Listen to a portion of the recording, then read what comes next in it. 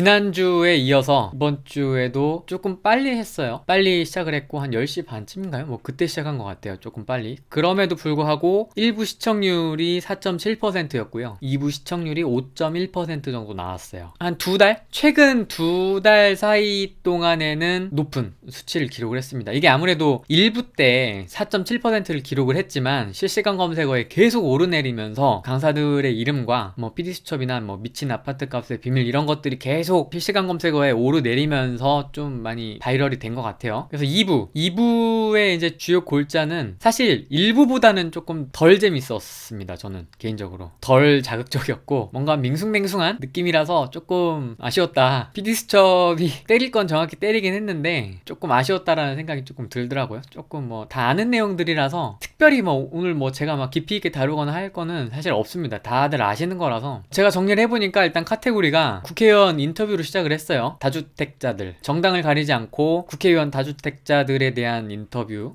이런 걸 좀 했고, 뭐 유선이 됐든 직접 면담을 했든 이렇게 면담을 해서 왜 이러냐 뭐 이런 것들을 물어본 게 있었고요. 그게 한 꼭지였고, 그 다음에 주택임대사업자 활성화 대책과 그 보완책에 대한 이야기, 이게 잘못됐었다, 법에 규제에 빈틈이 있었다, 뭐 이런 것들을 꼬집는 약간 이런 내용들이 또 한 꼭지가 있었고, 그 다음에 그 뒤에는 이런 모순들이 있고, 이 모순이나 뭔가 이 법의 빈틈이라고 해야 될까요? 뭔가 아무튼 법에서 다 커버를 하지 못하는 부분이나 뭐 이런 제도가 도입됨으로 해서 파리 대책 이후에 어떻게 이제 투자자들이 움직였나, 그거를 다주택 투자자를 인터뷰를 몇 명을 해가지고 그 사람들이 어떤 생각을 가지고 투자를 했고 어떤 생각으로 이제 엑시시나 뭐 추가 투자나 뭐 이런 것들을 생각을 하는지, 이런 것들을 이제 물어보는 꼭지, 이게 세 번째였고, 그 다음에 네 번째가 이제 좀 짠했던 실거주자를 대상으로 해서 뭐 주부 인터뷰도 있었고요. 집을 사고 싶었는데 못했다 뭐 이런 이야기들, 뭐 요런 정도예요. 그래서 뭔가 대중들에게 뭔가 쇼킹할 만한, 뭔가 충격을 줄 만한 특별한 내용은 없었고요. 그냥 뭐 우리가 다 아는 내용들, 사실 방송에서 공공연하게 나오진 않아가지고, 물론 정보가 다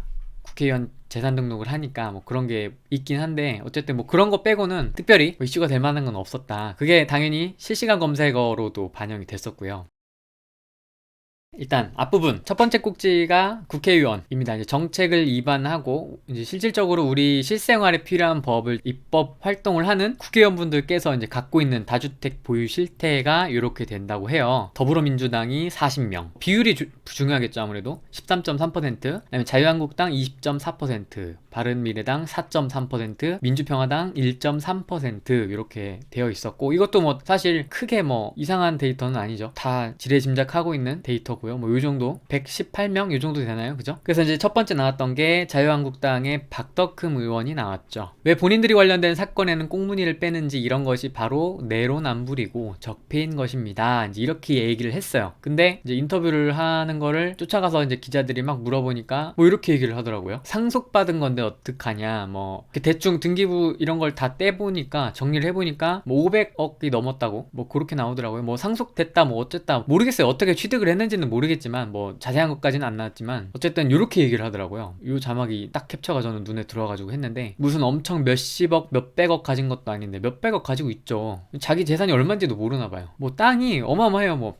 강원도 어디 춘천 뭐 어디 뭐 있고, 아파트도 막 엄청나요. 몇 개씩 있어요. 땅이 엄청나고 자산을 하니까 막 몇백억이 되더라고요. 그 다음에 이제 그럼 자유한국당만 문제냐? 아니죠. 민주당도 똑같다. 진영 의원 정치하기 전에 분양받은 거다. 그래서 저는 빨리 그걸 팔고 용산을 사자고 했는데 해서 보니까 용산도 가지고 있어요. 근데 조금 재밌는 건 지역구가 용산인가요? 이분이? 맞나요? 용산을 사자고 했는데 이렇게 됐더라고요. 그분이 이제 지지부진한 사업 속도 때문에 가격이 막 이제 떨어져 있는 거였는데 10억 주고 샀다고 하더라고요. 진영 의원 쪽에서 그 중개업자가 얘기하는데, 10억 주고 사면 굉장히 잘 산 거다. 그때 당시에는 거의 바닥을 잘 잡은 상태였고, 진영 의원이 이걸 사고 나서 얼마 되지 않아서 이게 잘 풀려가지고 바로 또 이게 개발이 되고 있는 상황들 한번 확인을 좀 해봐야 될 것 같습니다. 진영 의원이 어디죠? 용산구네요. 그죠? 용산구죠. 좀 이상하죠? 그냥 일반적인, 저는 뭐 언제나 일반적인 상식으로, 일반적인 투자자 전문가가 아니고 그냥 일반 시민의 입장에서 보니까 용산구가 지역구입니다. 근데 용산구 입주권인가요? 뭘 샀는데 그게 거의 바닥쯤이었고, 그게 또 얼마 지나지 않아서 막 가격이 급등하는, 이건 조금 뭔가 그죠? 냄새가 난다. 저는 이렇게 보고 있습니다. 이게 정말 정당하게 투자를 했고 뭐 금매를 잡으러 다녔다라든지 뭐 어떤 게 있었으면 괜찮은데 뭐 내부 정보라든지 뭔가 내 직업을 가지고 이런 걸 활용을 했다라면 문제가 충분히 될 만합니다. 비난받아야 되고요. 여기도 마찬가지죠. 여기 이분 그 대선 전후 때 굉장히 재밌게 말씀 되게 잘하셨던 분인데 다주택자인지는 몰랐습니다. 아, 이용주 의원인가? 이용주 의원 맞죠? 그래서 이분은 이제 조금 억울하다 뭐 약간 이런 발언을 하셨어요. 그래서 2008년 뭐 2007년 이때에 MB 때 하도 집을 안 사고 막 집값이 막 이러니까 그런 이제 리모델링 사업을 이제 적극 장려를 할 때 그때 허름한 걸 사가지고 부시고 그 위에다가 다세대를 원룸으로 된 다세대를 쭉 이렇게 지었다. 그래서 그게 각각 개별 등기가 나오기 때문에 아 도시형 생활주택인가요? 그러면? 도생인가? 아무튼 그거를 11개짜리가 있어서 그거는 한 채로 봐야 되는 거지. 그게 11개가 있고 그 다음에 나머지 독립적인 것 덩어리 좀 큰 게 5개가 있다. 이런 식으로 이야기를 했었죠. 16개가 있대요. 16개가 있는데 그 중에서 6개 정도만 비난을 받아야 되는데 16개 어치의 비난을 받고 있다 하면서 억울해 했어요. 이게 말이 됩니까 지금? 비난 받을 거인지는 뭐 판단은 각자가 하겠지만 어쨌든 그 개수가 중요한 건 아니죠. 이분도 강남 뭐 용산 다 있어요. 좋은데 참 그렇다. 근데 이분 되게 많이 나왔어요. 공인중개사 분이신데 1억짜리 가진 사람도 재산세를 내죠. 네, 근데 340억 가진 임대사업자 있잖아요. 재산세 면제입니다. 그쵸? 이랬었죠. 근데 이제 바뀌는 거죠. 그러니까 이거는 정말 충분히 문제가 있다라고 생각을 합니다. 정말 일반인의 눈으로 봐도 1억짜리 있는 사람은 다 내는데 취득세 뭐 재산세 다 내는데 340억이나 갖고 있어요. 작은 거를. 그걸 다 임대주택 등록을 해버리면 재산세 면제. 이거는 이제 그래서 이랬다는 거죠. 100채 보유한 사람하고 1주택자하고 비교를 해보면 재산세는 면제, 양도소득세 10년, 그쵸? 10년 보유 기준으로 해서 면제, 종합부동산세, 비과세 이렇게 이제 됐던 거죠. 이런 사람이 실제로 있나 보죠? 가양동 100채? 이런 분이 있나 보죠? 아, 40제곱 이하로 가정을 했나 보네요. 그쵸? 100채? 그럼 270억. 그 다음에 목동에 하나 갖고 있으면 이렇게 이제 많은 세금을 낸다 했는데 임대사업자 입장도 사실 이해는 됩니다. 우리가 정부가 하지 못하는 임대사업을 해서 그 주택 공급을 안정적으로 하지 않느냐. 8년 묶여있고 뭐 5년 묶여있고 하는데 이 정도 혜택은 좀 너무 약한 거 아니냐 뭐 이런 얘기도 해요. 근데 근데 이런 틈새는 막아야 된다고 저는 생각을 합니다. 이렇게 100채? 네, 이거는 조금 비상식적이잖아요. 아무리 임대사업을 통해서 뭐 5% 상한으로 보증금이나 뭐 이런 것들을 제한을 한다고 하더라도 이런 빈틈은 좀 막아야 된다라고 저도 공감을 하거든요. 저도 물론 다주택자지만 다주택자에 대한 혜택도 좀 늘리고 이런 과세도 조금 더 적극적으로 했으면 하는 아쉬움이 있었습니다. 근데 뭐 이제 조금 개선이 되긴 했죠. 이번에 바뀌면서. 그래서 당초에 임대사업과 관련된 이제 그 개편안이 요 정도를 거두는 거였대요. 정부가 주장했던 게 그 왜 그러냐. 원래는 이제 이게 아니고 1조 이상 훨씬 넘게 1조 훨씬 넘게 이제 책정을 한 안을 가지고 재정개혁 특위에 참여하신 분들이 의견을 권고안을 내놨는데 이제 정부에서 이런 이야기들이 있었다라 라는 거죠. 속에서 내부 사정이 기재부에서 계속 반대를 하고 타협을 하고 뭐하고 했다. 뭐 이 정도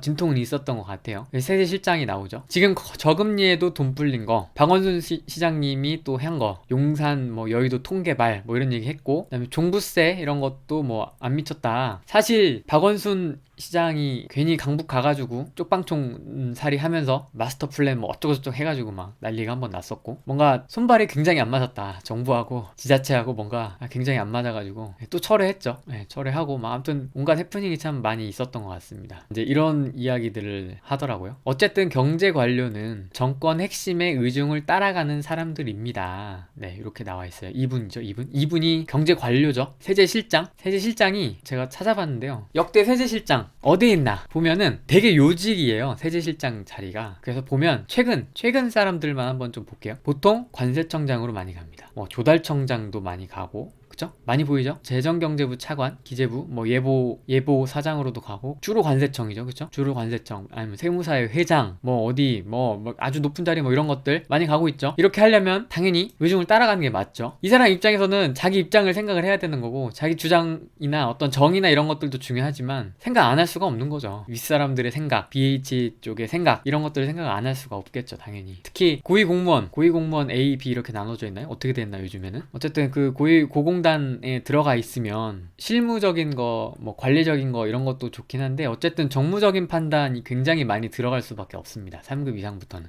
되게 자연스러운 거라고 저는 보고요. 그렇기 때문에 이런 분들이 이제 정책이나 어떤 걸 결정을 할 때도 당연히 교감을 할 수밖에 없는 거고, 그러니까 정치적인 논리가 당연히 들어갈 수밖에 없다. 이분은 원하지 않든 원하든 들어갈 수밖에 없다라고 생각을 합니다. 이분이죠, 사실. 실질적으로 컨트롤하는 거는 김수현 수석이 한 거죠. 부동산은 끝났다라는 책이 있죠. 김수현 사회수석이 왜 노무현 정부 때 부동산 정책이 실패를 했나, 뭐 이런 이야기들이 써 있는 건데, 사실 실질적인 부동산 정책에 대한 컨트롤은 이분이 하신다고 봐야 되겠죠. 이렇게 나왔죠. 이제 막 논의한다고 했을 때부터 막 이제 이런 기사들이 막 새어 나오기 시작했어요. 보수 언론들에서 이런 것들이 막 특위에서 뭔가 조정안이 나오지도 않고 뭐가 아직 결정도 안 됐는데 뭐 세금 폭탄이다 뭐다 막 이러면서 막 엄청 정부를 압박을 했죠. 이런 것도 참 재밌는 것 같아요. 그죠? 언론이 이렇게도 입김을 넣는구나, 이런 것도 저는 뭐 다시 한번 느낄 수가 있었고요. 근데 재밌는 건 아직도 얘기했나요? 부동산에 대한 이야기 안 한 것 같은데 거의 국토부 장관, 기재부 장관 뭐 이런 사람들까지만 이야기를 한 것 같아요. 직접 문재인 대통령이 부동산에 대한 이야기를 한 건 저도 인터뷰는 아직은 못 봤습니다. 제가 못 본 걸 수도 있습니다. 아직 뭐 부동산에 대한 이야기를 안 했어요. 더 심각해지면 할 수도 있겠죠. 혹시 있으면 말씀을 해주세요. 그 다음에 실수요자 인터뷰가 나오죠. 6억대였는데 지금 이제 뭐 한 13억 5천 호가가 보이죠. 뭐 이 정도가 되었다. 사실 조금 후회가 된다. 일이 이렇게 될 줄 알았으면 그때 촛불 집회를 나갔을까라는 생각을 하는 거. 이걸 이렇게 엮어서 생각하면 안 되죠. 촛불 집회 나간 건 잘한 겁니다.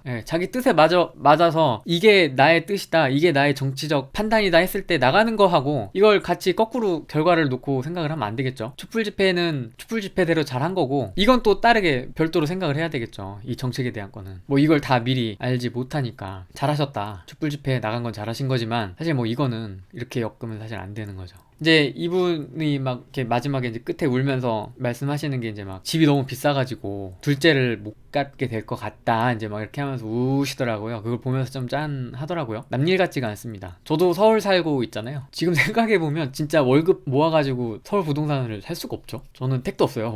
월급 이런 거로는 평범한 직장인은 제 기준으로는 진짜 쉽지 않습니다. 거의 안 돼요. 너무 많이 올라가지고 정말 저는 최대한 중립적으로 말씀을 드리는 겁니다. 촛불 국민의 심판 오케이 인정. 또 이 부동산은 또 따로 판단을 해야 되겠죠. 이분 또 나왔어요. 이분 계속 나오더라고요. 근데 저는 이거는 동의를 할 수가 없습니다. 주택 임대사업자를 하지 않고도 다주택자도 많이 있고요. 주택 임대사업을 등록을 해놓고 하는 다주택자도 많이 있어요. 제가 통계는 잘 모르겠지만 주택 임대사업 등록을 안 해놓고 다주택 투자를 했던 분들도 굉장히 많거든요. 제가 알기로는 비율이 어느 정도 되는지는 잘 모르겠는데 임대사업자들을 전문 투기꾼으로 보고 있습니다. 공인중개사분이. 뭐 이분의 생각이니까 이분의 생각도 존중을 해야 되겠죠. 하지만 저는 임대사업자라고 해서 다 투기꾼이야 그러면 뭐 약간 이렇게 얘기하더라고요. 뭐 집 뺏는 얘기 하더라고요. 서민들의 집을 뺏어서 투자한다. 그것도 돈이 있어야 뺏는 겁니다. 또 등장하셨습니다. 빠숑님. 네, 이나금님도 등장하셨는데 제가 캡처는 안 했고요. 저 지역은 이제 여기서 말하는 지역은 규제 지역입니다. 투기지역이라든지 조정지역이라든지 뭐 이런 것들. 그래서 투기지역으로 지정된 데가 더 올랐죠. 이게 이제 그 다주택자 분께서 잠깐 스쳐 지나가는 그림이거든요, 이게. 그래서 이렇게 그리더라고요. 이거 혹시 동의하시나요? 시청하시는 분들? 직선을 쭉 우상향하는 직선을 쭉 그어놓고 거기를 오르락내리락 오르락내리락 하면서 우상향한다. 저는 동의하는 편이거든요. 이렇게 갈 것 같다 앞으로도.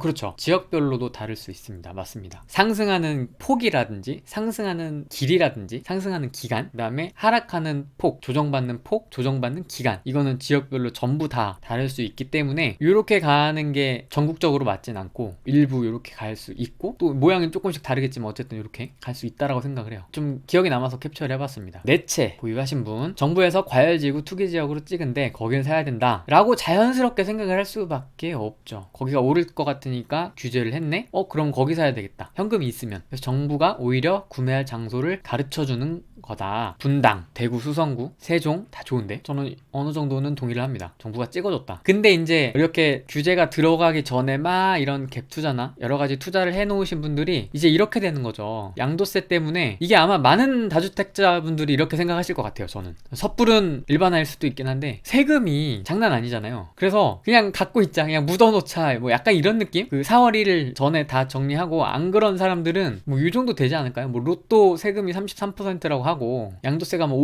25%래요. 이분 말에 따르면 장난 아니죠. 이러니까 이제 물량이 잠겨버리는 상황이 발생할 수도 있을 것 같고요. 제가 뭐 만약에 뭘 벌었다, 얼마 벌었다 했을 때에도 저라도 쉽게 못 팔 것 같아요. 절반 이상이 나가버리면 정말 이렇게 좀 봤고요. 네이버에 걸린 뉴스인데 이 네이버가 댓글이 잘 안 보이게 해놨더라고요. 그래서 기사별로 댓글이 보이는 기사가 있고 안 보이는 기사가 있더라고요. 자, 일단 뉴스 1 9.13 대책 화력 셌다. 서울 등 수도권 10월 집값 상승폭 뚝 이렇게 나와 있네요. 그쵸? 전국 주택가격 동향 해서 나와 있는 게 이제 뭐 이 정도 상승폭이 조금 줄었다 이렇게 나와 있는 것 같고요. 댓글 한번 볼게요. 일단 이것만 봐도 좋아요 192, 화나요 72 이 정도 비율. PD수첩 보니 가관이던데요. 500억 부동산 투기꾼과 악플러들 부들부들. 역시 정책이 효과가 있다. 정부 대책이 잘 먹히고 있구나. 이제 시작이다. 정부 대책 효과가 잘 나오는 것 같다. 정부 잘한다. 이런 것들 10억짜리 15억 만들어 놓고 지금 14억 8천에 거래된다. 이런 것들 댓글이 좀 있었고요. 뭐 잘하고 있다 뭐 이런 댓글이겠죠. 빨리 금리 올려라라는 댓글도 있고요. 뭐 이 정도 분위기. 역사는 반복된다 뭐 이런 것들도 있고 폭락 가즈아 PD수첩 대단합니다. 응원합니다. 뭐 이런 댓글들. 이 정도 분위기. 기사가 있더라고요. 미친 집값 서울 못 살겠다. 월 1만 명 경기로 떠난다. 서울 집값이 너무 올라가니까 너무 빨리 올랐죠. 맞습니다. 김진영님 너무 빨리 올랐죠. 서울 총 인구가 17년 대비 18년을 봐도 확 줄었고 순 이동자 수를 봐도 17년보다 훨씬 많네요. 그쵸? 16년도보다 조금 더 많은 정도까지 순 이동을 했네요. 이런 통계도 볼 수 있었고 잠깐 보면 거래량을 봐야 되겠죠. 거래량이 어쨌든 중요하니까 8월에 이랬습니다. 시뻘겠죠. 월 평균 거래량보다 2배 이상 많은 게 2, 3개월 이상 지속되면 상승 가능성이 굉장히 높다라고 말씀을 드렸었고요. 그래서 이렇게 150% 거래량이 월 평균의 150% 이상. 저는 조금 더 보수적으로 2배, 부천 이런데, 구로, 용산, 서울 전 지역이 다 150% 초과였죠. 이렇게 빨갛게 거래량이. 그 다음에 9월 되니까 식었죠. 9월 거 물론 집계가 다 안 됐을 겁니다. 지금 10월 말이니까 다 안 들어왔을 거예요. 어쨌든 다 안 들어오긴 했지만 요 정도 분위기. 강남이 식었죠. 거래량이 확실히 줄었다는 거를 볼 수가 있고요. 하남은 왜 이러죠? 구리, 덕양구, 금천, 안양 이런데 여기는 뭔가 지금 그래도 돌아가고 있는. 여기가 식으면서 이제 조금 뭔가 이렇게 같이 냉기가 좀 퍼지지 않을까라는 생각이 들고요. 그 다음에 10월 달 거를 보면 이제 거래량이 당연히 다 안 들어왔죠. 지금 2달이 안 지났으니까. 그래도 이제 비율을 한번 보는 거죠. 강남 한번 볼까요? 아직 다 안 들어왔다고는 하지만 거래량이 확 줄었다. 용산구 그죠? 9개밖에 없어요. 월 평균 101개였는데 이 정도밖에 없습니다. 중구도 그렇고요. 확 줄었다는 거는 그래도 체감이 좀 되시죠? 양천구, 강서구 뭐 다 확 줄었다. 광진구도 되게 좀 눈에 띄죠? 강남구도 확 줄었다. 서초구도 확 줄었다. 송파도 확 줄었다. 뭐 이런 느낌이 좀 오시죠? 근데 이제 눈에 들어오는 거는 부천 이런 데 들어오지 않으세요? 그쵸? 아직 다 집계가 안 됐는데 10월 달이라서 10월 말인데 11월 말이 넘어가야 되는데 지금 벌써 거의 절반. 부평도 뭐가 있나요 여기? 조금 활발해 보이죠? 부천, 부평, 고양시 덕양구 이런데 좀 뭔가 그래도 거래가 있어 보이죠? 수지 이런데 뭐 영통 이런 데는 지금 장안구도 뭔가 여기 정자동 뭐가 있죠 지금 이런데 한번 보실 필요는 있겠죠. 왜 그런지 뭐 이 정도 분위기네요. 그쵸? 아까 기사가 9.13 대책이 효과가 있냐 없냐 했을 때 있다 라고 보는 게 좋지 않을까 그런 생각이 좀 듭니다. 이거 맞는 것 같아요. 어느 정도 뭔가 관망? 눈치 보기? 뭐 이런 거일 수도 있고요. 에라이 모르겠다 안 해 이렇게 이제 걷어버리는 경우가 있을 수도 있을 것 같고요. 제가 아파트 살다가 독립해서 다가구 살아보니까 신축 아파트 값이 높은 이유가 이해가 되긴 하더라고요. 네, 저도 이해됩니다. 저는 이제 엄청 구축 아파트에 지금 살고 있는데 제가 반지하도 살아보고 원룸도 살아보고 오피스텔도 살아보고 도생이었죠 도생. 원룸도 살아보고 해봤는데 고시원도 살아봤고요. 다 살아봤는데 역시 아파트가 좋긴 좋아요. 좋은 이유가 있어요. 편해요 일단. 주차도 그렇고 뭐 어떤 시스템도 그렇고 편하긴 합니다. 이거 오늘 나온 기사거든요. 제가 오늘 헬스장에서 뛰다가 봤어요. YTN 단독이었는데 3기 신도시 후보지 도면이 유출이 됐대요. 이게 연초인가? 연초부터 아무튼 이게 뛰어가지고 이건 모르겠습니다. 뭐 어느 정도까지는 모르겠는데 어쨌든 기사가 간단하게만 나와가지고 고양시 일대 뭐 원흥지구 뭐 이쪽 도면이 돌았다. 이쪽에 땅값이 치솟았다. 이런 기사가 있었어요. 제가 아까 듣기로는. 이게 우리나라라는 거죠. 이게 뭔가 정책 임한을 할 때 좀 뭔가 이렇게 좀 온전하게 해야 되는데 뭔가 새 자꾸 뭔가 유출이 되고 뭔가 귀등을 해주고 정말 깝깝합니다. 어떻게 보면은 이게 진짜 공급 부족을 자인을 한 거죠. 본인들도 부족하긴 하구나. 좀 진작에 이런 것들 좀 적극적으로 했으면 좋지 않았을까. 저는 또 서울의 노후주택 어떻게 할 거냐. 저는 그것도 걱정이 돼요. 다 막아놓고 이제 하지마 이렇게 대놓고 어떻게 할 건지 도대체 다 부서져 가는 것들 잔뜩 있는데 그런 걸 어떻게 해야 될지 참 걱정이 됩니다. 폭락하면 은행 부실화돼서 정부가 폭락 못 시킬 듯 같은 맥락인 것 같습니다. 그래도 1년 사이에 오른 만큼은 떨어져야 하지 않을까요? 이제 이 폭 자체는 모르겠습니다. 어떻게 될지는 모르겠는데 이게 부동산이 하방 경직성이 있다 보니까 좀 잘 안 떨어지죠. 또 9억 하던 게 제 지인분이 이게 있었어요. 어디가 있었냐면요. 이게 도곡렉스를 앞에 이렇게 조그맣게 이만큼 이게 도곡 카운티라는 아파트인데 이게 8개 동만 있어요. 이렇게. 근데 이게 막 무슨 분쟁이 있어가지고 소유권 막 그런 게 있어가지고 등기가 안 나오는 아파트였어요. 제가 아는 그분은 이제 실거주를 해야 돼서 다 정리하고 막 뭐 이렇게 막 있었던 거 다 정리하고 요걸 하나를 이제 투자를 한 거죠. 갭 투자로 1억 갭 뭐 이렇게 해가지고 이걸 샀어요. 9억 얼마인가 뭐 그때 당시에 등기가 안 나와 있는 상태에서 샀어요. 등기가 안 나와요. 공식적으로 안 나와가지고 이때 샀는데 그 이후에 바로 등기가 나오더라고요. 이 17년도였거든요. 그때가 찍히지도 않아있네요. 그게 실거래가가 뭐 20평대였다고 했으니까 뭐 이 정도 됐을 것 같은데 뭐 이 둘 중에 하나겠죠. 제일 작은 거. 근데 지금 이게 호가가 뭐 이 정도 나오니까 15억 정도 하니까 제가 이때 당시에 다 정리하고 이걸 샀대요. 계약을 했대요. 이미 저한테 얘기를 하더라고요. 그래서 제가 표정 관리가 안 됐죠. 미쳤다, 진짜 미쳤다. 근데 그 미쳤다고 얘기한 제가 미친 거였죠. 뭐 몇 억이 올랐으니까요. 똘똘한 한 채로 딱 그 당시에 정부의 그런 규제가 나오기 전에 이걸로 미리 갈아탔어요. 미리 그냥 초기 그랬대요. 뭐 입주 물량 이런 거 몰라요. 그냥 촉이 좋아서 그냥 느낌이 별로 쎄하대요. 그냥 이번 정권은 느낌이 안 좋대요. 그러더니 막 다 정리하고 이걸 사더니 이건 등기가 안 나오는데 등기 나올 때까지 기다려야 되는데 그래서 싸대. 모르겠어요. 뭐 사전 정보가 있었는지 뭐 저한테는 그 얘기는 안 해가지고 모르겠는데 등기가 안 나와가지고 막 그 잔금 치를 때도 엄청 막 그 실랑이가 있었대요. 중개사하고도 막 싸우고 막 현금영수 이게 덩어리가 크니까 수수료도 현금영수증 안 끊어준다고 막 그거 가지고 해가지고 고발해가지고 포상금 받고 막 이랬어요. 되게 아무튼 시끌벅적했던 이슈가 있는 아파트인데 어쨌든 그 등기가 나오고 잘 정리가 되다 보니까 이제 한 13억, 14억, 15억 뭐 이렇게 정리가 되어 있는 거죠. 이걸 보면서 참 야 입주 물량 뭐 이런 거 공부해봤자 촉에는 안 되는구나. 촉을 이길 수는 없구나. 그런 생각이 들었습니다. 이런 에피소드가 있었는데 저는 실제로 진짜 똘똘한 한 채가 얼마나 무서운지를 직접 봤죠. 놀랐습니다. 그 강남 똘똘한 한 채의 위력을 정말 옆에서 제대로 본 케이스라서 놀랐습니다. 갑자기 생각나서 제가 말씀을 드리는 거고요. 지금 저한테 물어보시는 건가요? 전문가들의 말을 빌리겠습니다. 제 의견은 아닙니다. 용산 미군기지 반환이 되면 이미 많이 떴는데 더 많이 뜰 거라고 많은 전문가분들께서 말씀을 하시죠. 많이 이야기를 하세요. 그래서 실제로 고수분들 정말 좀 실투자금도 정말 넉넉하고 뭐 20억 30억이 있고 당장 내가 뭐 3억 5억 안 써도 충분히 생활이 가능하신 분들은 강남에서 있던 거 정리해가지고 용산으로 오시는 분들도 계신 걸로 제가 알고 있어요. 뭐 개발 계획 이런 거는 뭐 다른 전문가분들이 워낙 잘 해주시니까 뭐 그런 건 저도 잘 모르고요. 어쨌든 좋게 보고 있는 건 사실입니다.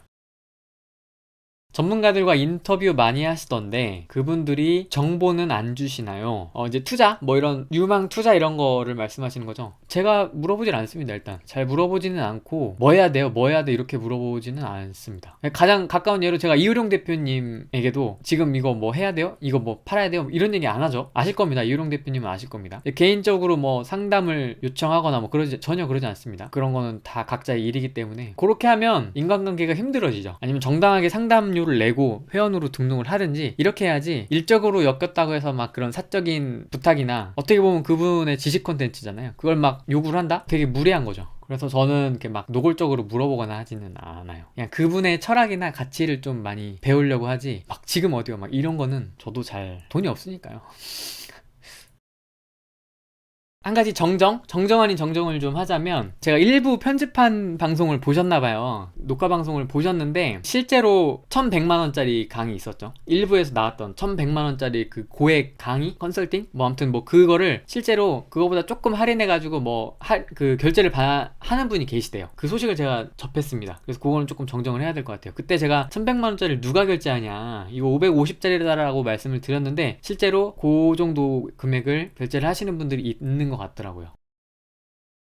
총평! 좀 마무리를 좀 하고 수다를 떨겠습니다. 총평을 하자면 자기네들이 저렇게 집을 꽉 쥐고 있는데 제대로 된 정책이 과연 나올까? 약간 이런 것들. 정책 위반하시는 분들, 사무관 서기관급 말고 그 위에 정책을 결정하시는 분들은 그런 정무적 판단 때문에 참 괴롭겠다. 본인이 갖고 있는 철학과 그런 가치, 이게 아니다라는 게 분명히 있을 수도 있고 아닐 수도 있겠지만 그런 것도 있을 텐데 그런 BH나 위에 그런 어떤 정무적 판단 때문에 그렇게 이제 논리를 만들어가지고 발표를 하고 정책을 시행을 해야 되는 입장에서는 참 그것도 참 쉬운 일은 아니겠다. 참 고민이 많이 되겠다. 뭐 이런 생각도 좀 들었고요. MBC는 이번에도 일을 잘했다. 열심히 일을 잘했다. 저는 그 생각을 합니다. 일부에서 그런 부동산 강사들에 대한 어두운 부분, 모두 다 잘못된 건 아니지만 또 쫓아가서 우르르 가서 투자를 하고 이런 잘못된 것들을 지적한 것도 굉장히 잘했고, 그 다음에 이번에 그런 국회의원들의 다주택에 대한 문제, 뭐 문제라기보다는 어쨌든 다주택 보유자들에 대한 이야기라든지 주택임대사업자 관련된 규제의 빈틈, 그 다음에 이거를 투자자들이 어떻게 생각을 하고 있고 실거주자들이 어떻게 생각을 하고 있는지, 이런 것들을 참 잘 정리를 했다. 근데 뭔가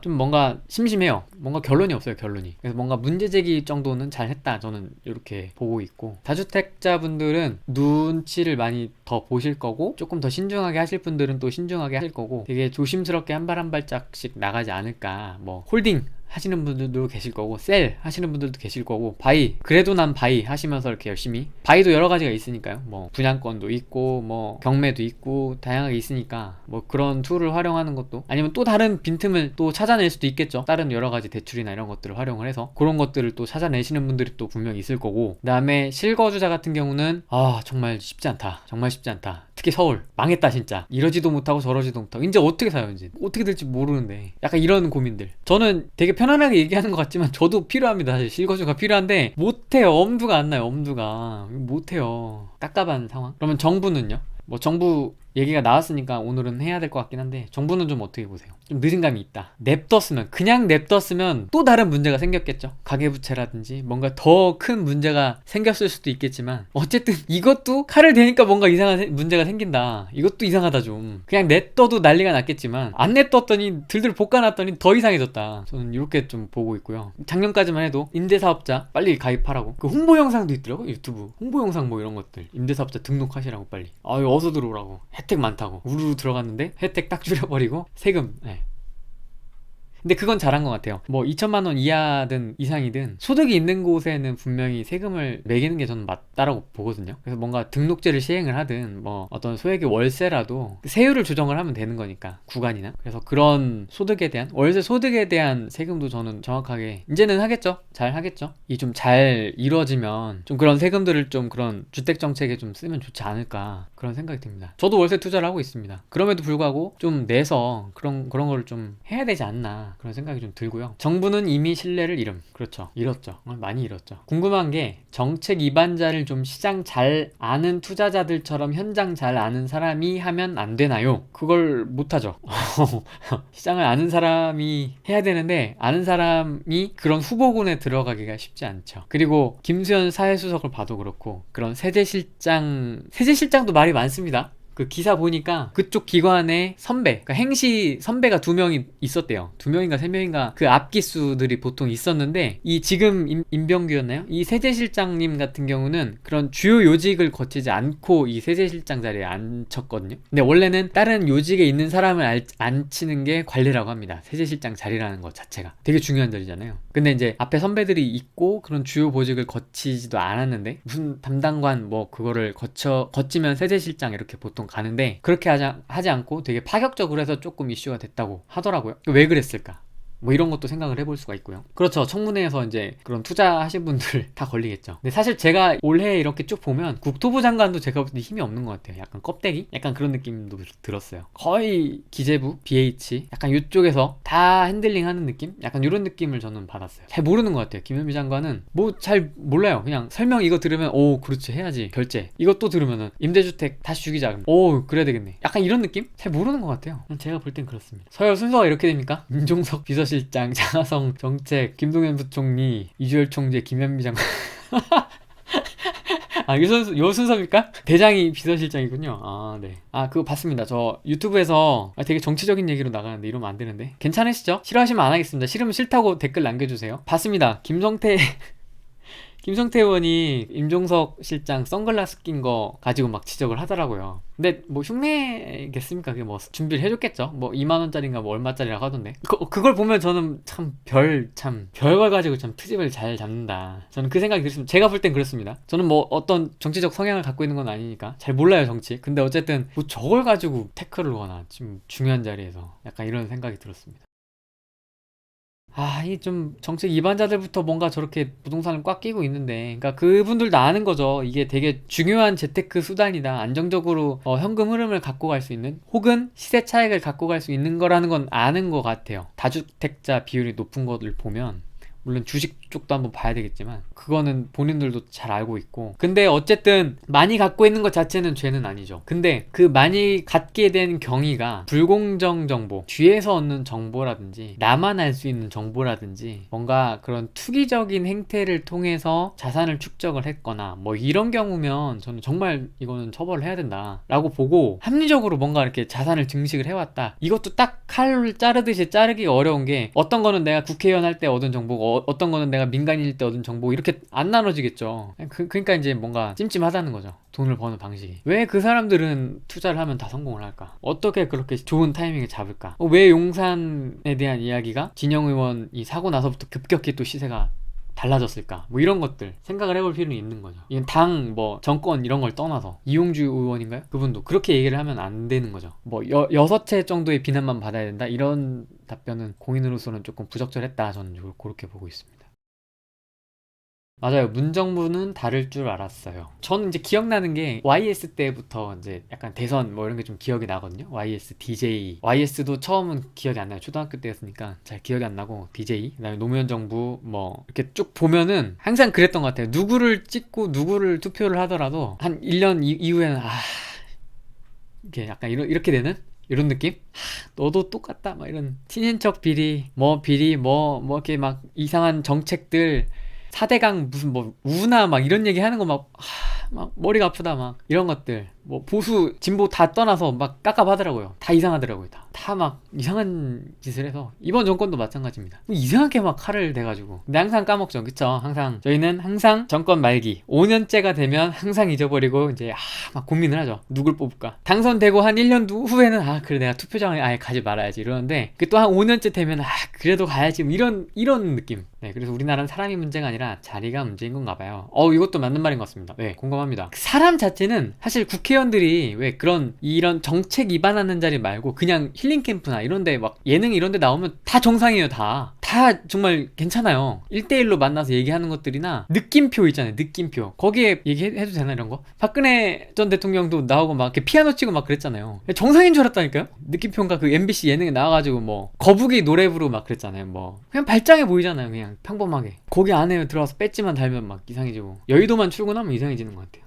개개인으로는 그래도 괜찮은 사람이 있는 것 같은데, 여의도 안에 같이 모아놓기만 하면 다 똑같아요. 다 정신이 없어요. 김영창님, 전 정권에 저질러 놓은 거 수습이 안 되는 거. 이런 것도 좀 영향이 있죠. 맞습니다. 전 정권에서 막 부동산을 이걸 막 이렇게 해놓으니까 수습하는 것도 좀 있을 것 같고요. 그렇죠. 꽁돈TV님 말도 맞습니다. 시민분들도 뭔가 이 정부 탓만 할 건 아니에요. 이게 다 연결되어 있기 때문에 사실 싸놓은 똥 치우는 것도 좀 있긴 할 거예요. 그쵸? 일부는. 네. 잘 해온 거를 더 잘하게 만드는 것도 있을 거고, 진짜 막 완전 개차반을 해놓은 거를 이거 수습하는 것도 있을 거고, 여러 가지가 있겠죠. 부동산은 제가 볼 땐 그 최경환 부총리의 초이노믹스 덕분에 그때 분위기가 그랬어요. 제가 현장 그때 한창 임장 나갈 때였거든요. 그때 당시에 안 사면 어떻게 될 것 같은 약간 바보 되는 느낌? 약간 이런 느낌을 어떤 지역을 임장을 가도 약간 느꼈었어요. 전 그때.